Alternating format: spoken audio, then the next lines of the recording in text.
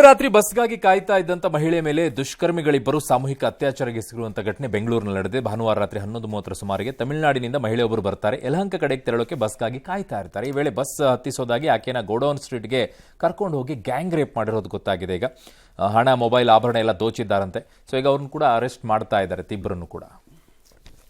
ಅದಕ್ಕೆ ಮುಖ್ಯಮಂತ್ರಿಗಳು ಹೇಳಿರೋದು, ಬಿಜೆಪಿ ಕಾಲದಲ್ಲಿ ರೇಪ್ ಆಗೇ ಇಲ್ವಾ ಅಂತ ಮುಖ್ಯಮಂತ್ರಿಗಳು ಮಾತಾಡಿರೋದು ಇಲ್ಲಿ ಮುಖ್ಯವಾಗಿರೋದು. ಬೆಂಗಳೂರಲ್ಲಿ ಒಂದು ಬಸ್ಸಿಗೆ ಕಾಯ್ತಿದ್ದಂತ ಮಹಿಳೆ ಮೇಲೆ ರೇಪ್ ಆಗಿದೆ ಸರ್. ರಾಜ್ಯದಲ್ಲಿ ಲಾ ಅಂಡ್ ಆರ್ಡರ್ ಸರಿ ಇಲ್ಲ ಅಂತಕ್ಕಂಥ ಒಂದು ಟೀಕೆಗಳು. ಬಿಜೆಪಿ ಅವ್ರ ಕಾಲದಲ್ಲಿ ಯಾವುದೂ ರೇಪೇ ಆಗಿರಲಿಲ್ಲ. ರೇಪ್ ಆಗಬಾರದು, ಮಹಿಳೆಯರಿಗೆ ರಕ್ಷಣೆ ಸಿಗಬೇಕು. ಸಮಾಜದಲ್ಲಿ ಸಮಾಜಘಾತಕ ಶಕ್ತಿಗಳು ಇಂಥ ಕೆಲಸ ಎಲ್ಲ ಮಾಡ್ತಾರೆ. ಅವ್ರ ಮೇಲೆ ಸೀರಿಯಸ್ ಕ್ರಮ ತಗೋತೀವಿ.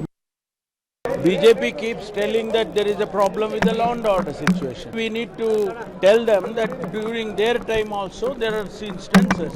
This is a social problem. ಭಾರತೀಯ ಜನತಾ ಪಕ್ಷದ ಸಂದರ್ಭದಲ್ಲಿ 40% ಲೂಟಿ ಹೊಡೆದರು.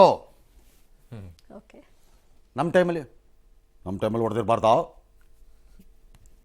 50 ಆಗಿರ್ಬೋದು, 36 ಆಗಿರ್ಬೋದು, ಒಟ್ಟಿನಲ್ಲಿ ಆಗ್ತಾ ಇದೆ. ಭಾರತೀಯ ಜನತಾ ಪಕ್ಷದ ಸಂದರ್ಭದಲ್ಲಿ ದರೋಡೆ ನಡೆಯಿತು. ಅವ್ರ ಟೈಮಲ್ಲಿ ನಡೆದಿಲ್ವಾ? ನಮ್ಮ ಟೈಮಲ್ಲಿ ನಡೆದಿದೆ. ಅಲ್ಲ, ಯಾವುದನ್ನು ಕಂಪೇರ್ ಮಾಡ್ಕೊಳ್ಳೋದು? ಎಲ್ಲದಕ್ಕೂ ಕಂಪ್ಯಾರಿಸನ್.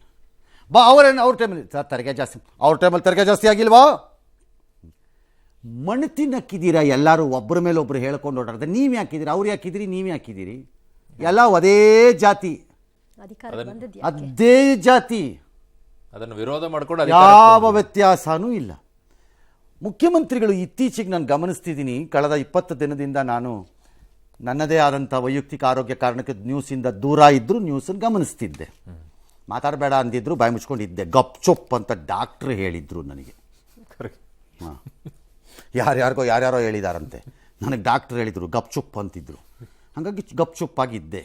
ಈ ಭಯ ಏನಾರು ಹೆಚ್ಚು ಕಡಿಮೆ ಆಗ್ಬಿಟ್ಟು ನಾಳೆ ಹೋಗ್ಬಿಟ್ರೆ ರಾಮಕೃಷ್ಣ ಅಂತ ಟಿಕೆಟ್ ಯಾವನಿಗೆ ಬೇಕು ಅಂತ ಬೈಕ್ ಸುಮ್ಮನಾಗ್ಬಿಟ್ಟಿದ್ವಿ. ಆದರೆ ಗಮನಿಸ್ತಿದ್ದೆ ಇತ್ತೀಚೆಗೆ ಅವ್ರದ್ದೊಂದು ಸ್ಟ್ಯಾಂಡರ್ಡ್ ಸ್ಟೇಟ್ಮೆಂಟ್ ಯಾವುದು, ಅದಾಗಬಾರ್ದಾಗಿತ್ತು, ಅದಕ್ಕೆ ಕಾನೂನಿನ ಕ್ರಮ ತಗೋತೀವಿ. What are you talking? ಒಂದು ಸೆನ್ಸಿಟಿವ್ ಆಗಿ ಬಿಹೇವ್ ಮಾಡಬೇಕಾದ ಸರ್ಕಾರದ ಲಕ್ಷಣನ ಇದು? ಮಾನ ಮರ್ಯಾದೆ, ನಾಚಿಕೆ ಅನ್ನೋದು ನಿಮ್ಗಳಿಗೆ ಇರಬೇಕಾ ಬೇಡವಾ?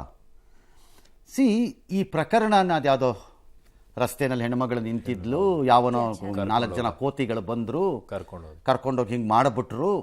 ಇದನ್ನು ಸಿದ್ದರಾಮಯ್ಯ ಅಲ್ಲಿ ಕೋಲ್ ಹಿಡ್ಕೊಂಡು ಯಾಕೆ ನಿಂತಿರಲಿಲ್ಲ ಕೇಳಕ್ಕಾಗಲ್ಲ ಅಂತ ನಾನು ಕೇಳಿದ್ರೆ, ನನ್ನಂಥ ಮೂರ್ಖ ಇನ್ನೊಬ್ಬ ಇಲ್ಲಪ್ಪ, ಸತ್ಯ ಒಪ್ಕೋತೀನಿ.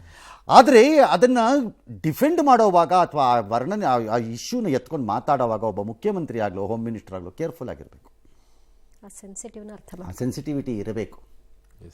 ಆ ಕಾಮನ್ ಸೆನ್ಸ್ ಅನ್ನೋದು ಪ್ಲೇ ಆಗಬೇಕಲ್ಲಿ. ಅವ್ರ ಟೈಮಲ್ಲಿ ಆಗಲಿಲ್ವಾ ಅಂತಾರೆ.